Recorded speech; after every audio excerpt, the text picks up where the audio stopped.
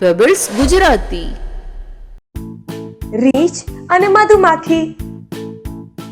એક દિવસ એક ભૂખ્યો રીંછ જમવાની શોધમાં જંગલમાં અહીંયા ત્યાં ભટકી રહ્યો હતો. એને દૂરથી એક મધુમક્ખીનો છત્તો દેખાયો. એ મધુમક્ખીના છત્તાને જોઈને ખૂબ જ ખુશ થયો. એ મધુમક્ખીના છત્તા પાસે ધીમે ધીમે જવા માંડ્યો. ત્યાં જઈને એ મધુમક્ખીના છત્તાને સૂંઘવા લાગ્યો. એ જાણવાની કોશિશ કરતો હતો કે મધુમક્ખીઓ છત્તાની અંદર છે કે મધ શોધવા માટે બહાર ગઈ છે.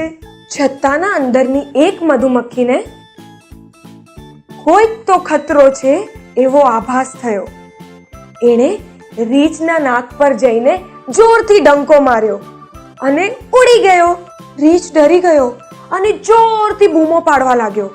એ બહુ જ ગુસ્સામાં આવી ગયો હતો. ગુસ્સામાં વિચાર્યા વગર એણે એના હાથનો પંજો મધુમક્ખીના છત્તા પર મારી નાખ્યો. અને પછી શું? હજારો મધુમક્ખીઓ છત્તાથી બહાર આવી ગઈ અને બહાર આવીને રીંછ પર હુમલો બોલ્યો. બેચારો રીંછ જલ્દીથી ત્યાંથી ભાગવા લાગ્યો, પણ મધુમાખીઓ એના પાછળ પાછળ ભાગવા લાગી. છેવટે રીંછે જંગલની નદીમાં ડૂબકી લગાડવી પડી. શીખ: નાની નાની દુઃખદ ઘટનાઓને સહન કરી લેવું જ સારું કહેવાય. પેબલ્સ ગુજરાતી.